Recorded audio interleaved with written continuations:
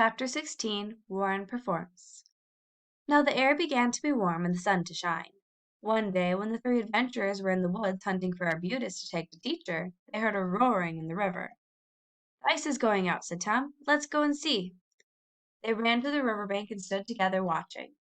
They could not hear each other speak above the sound of the grinding, crashing ice.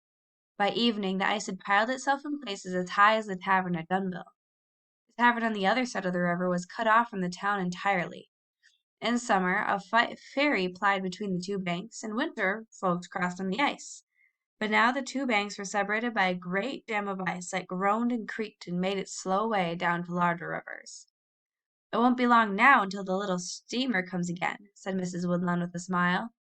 "Of course we shouldn't complain now that they bring some of our mail in on sledges, but just the same, I like it better to be in touch with Boston and the rest of the world.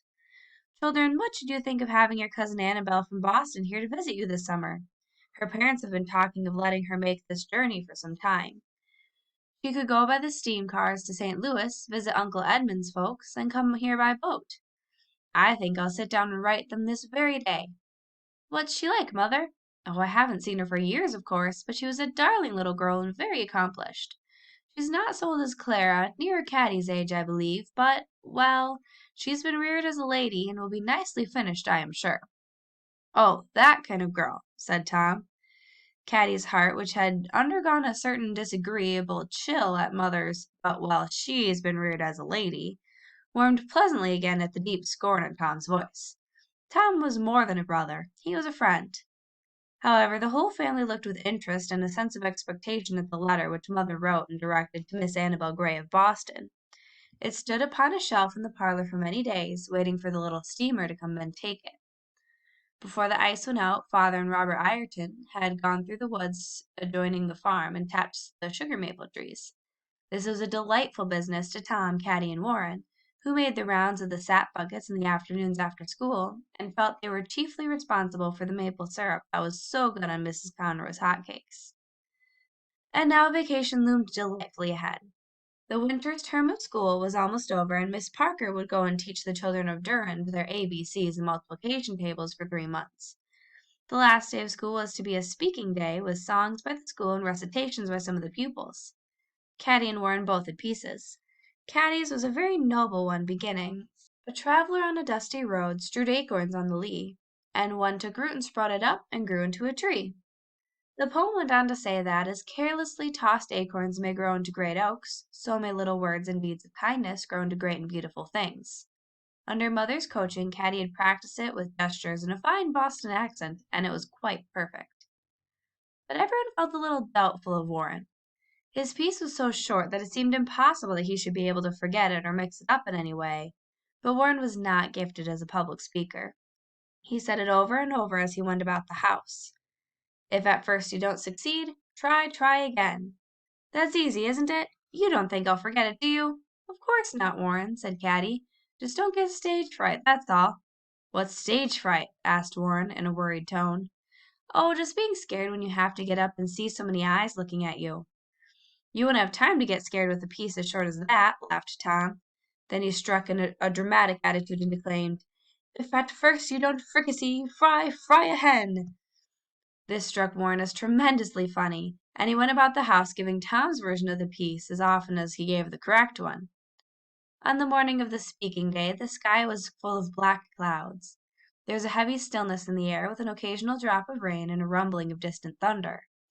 "There's going to be a dreadful storm," said Mrs. Woodlawn. "I can feel it in the air. I planned to take Minnie and Baby Joe to the speaking, but I don't dare risk it on such a day. It looks black enough for a tornado or a cloudburst. I really believe that you children had all better stay at home where you'll be safe." "Stay at home from the speaking?" cried Caddie in dismay, thinking of her best white apron so nicely starched, and of the gestures in the Boston accent. "Were they all to be wasted?" "Why, Mother, we've gone to school in stormy weather all winter," said Tom. "It won't hurt us." "I think Mother's right. We better stay at home," said Warren, who was beginning to look a little pale around the gills.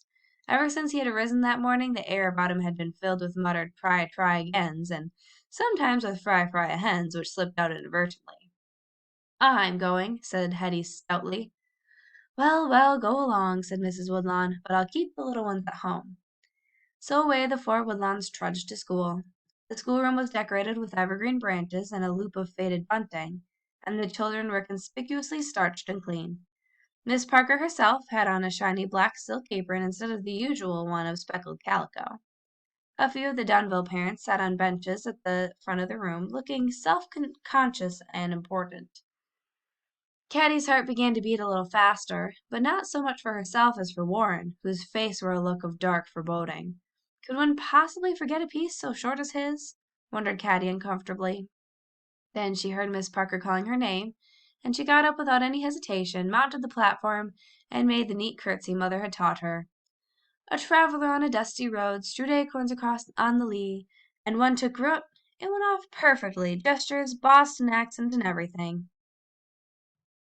She dropped another curtsy and returned to her seat, feeling that, perhaps for the first time in her life, she had acquitted herself exactly as an accomplished young lady would have done. Too bad that Mother had not been there to see. While she was still glowing with this novel achievement, she heard Miss Parker announce, "And now Master Warren Woodlawn will be heard in a recitation. Come up here in front, Warren." For a moment Warren clung desperately to the bench on which he sat. Then, with a rush, he mounted the platform and began to recite in a very loud voice, "If at first you don't fricassee, fry a hen." "Oh!" said Caddie.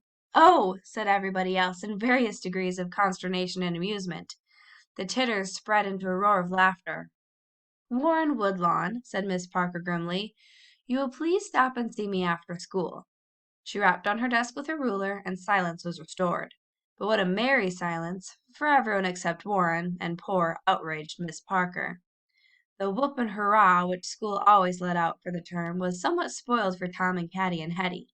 How could one jump and shout with Warren still sitting uncomfortably on his bench, waiting for Miss Parker to finish shaking hands with the parents? Besides, the storm which had been saving its fury all morning was just beginning to break over the schoolhouse.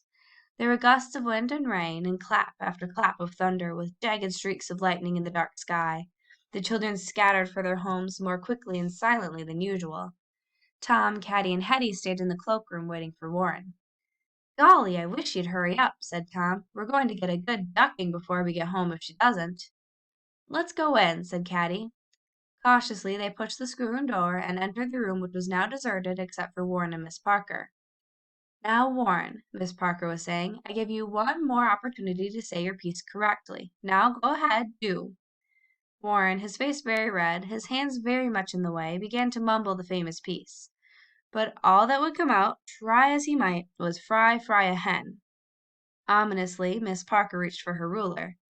"Oh, say, ma'am," said Tom, coming quickly forward with his nicest smile, "I guess it's my fault, 'cause I taught him that. You see, it's the first piece he ever spoke, and I guess he's pretty scared.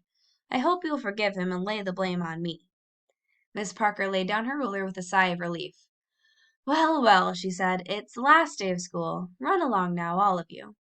But as they were starting home, all happily reunited, she ran after them to say, "Better come back and wait until the storm's over. You've got a long ways to go." "We can make it," called Tom cheerfully.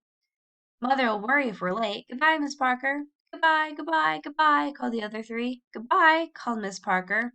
"And you're nice children, all of you, even if Warren did disgrace me."